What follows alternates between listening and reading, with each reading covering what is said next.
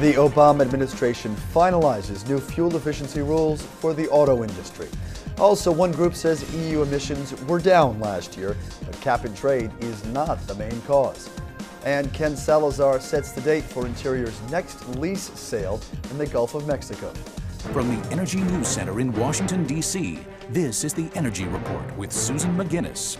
And good afternoon, I'm Tyler Suiters in for Susan McGinnis. Thanks for joining us for this Thursday afternoon edition of the Energy Report. For the second straight day, energy policy started under the Bush administration has been finalized by the Obama administration. Yesterday, of course, was the announcement on offshore exploration. Today, the White House unveiled the latest CAFE standards for the auto industry. The new numbers for fuel efficiency, an average of 35.5 miles per gallon for cars and light trucks by the 2016 model year. The new agreement bumps up both the average and also the deadline that were set back in 2007. Each automaker will have a slightly different standard based on their varying mixes of cars and trucks, and they can also employ other means of cutting GHG emissions. Now, in an announcement that was tied to this, the EPA is also setting the first ever tailpipe emission standard, and both environmental groups and the auto industry itself are applauding these new rules. We had been requesting this type of national program for years. In 2002, California passed the law giving it the authority to set its own greenhouse gas standards. In 2007, the Supreme Court gave the EPA the authority to set its own greenhouse gas standards, and NHTSA continued to set their own fuel economy standards. And so what we were facing just a year ago were three inconsistent standards by three different agencies. And that really created a patchwork quilt of regulation that would have made creating these vehicles very difficult to do cost effectively. Charles Torito also discussed the role U.S. consumers will play in achieving the new CAFE standards. His full conversation with Clean Skies' Lee Patrick Sullivan is here on our website. A new report says EU greenhouse gas emissions were down 11% last year, falling to 1.89 billion metric tons of CO2 and nitrous oxide. But the author group, Point Carbon, is not crediting the EU's emissions trading system for the loss, instead pointing to economic woes and a reduced demand for energy and manufactured goods. Back here in the U.S., natural gas inventories are up right now, but only marginally. The latest EIA numbers show a slight build last week, but nat gas prices are climbing today. And according to our regular commodity analyst Elliott Gue, that jump is the result of the so-called whisper number many traders were expecting. Even though the consensus number was about a 19 billion cubic foot build, we got 12. I think that the sort of whispered number had been more like 25 to 30.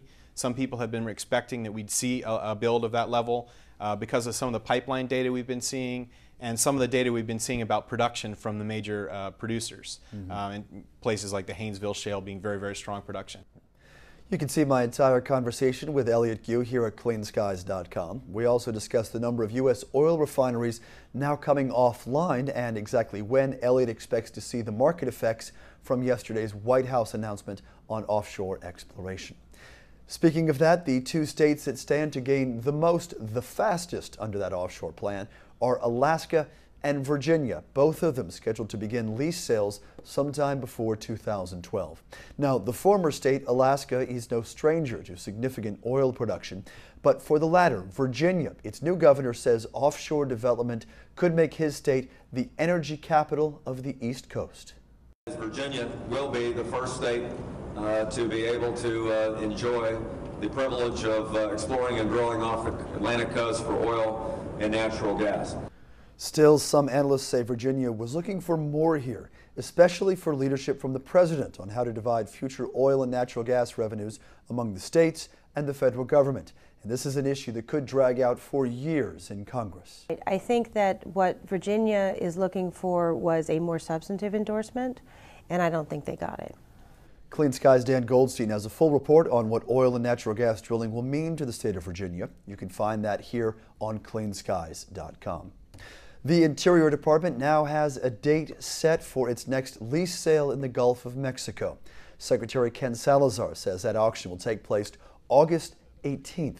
The available blocks are between 9 and 250 miles offshore, in water as deep as nearly 11,000 feet.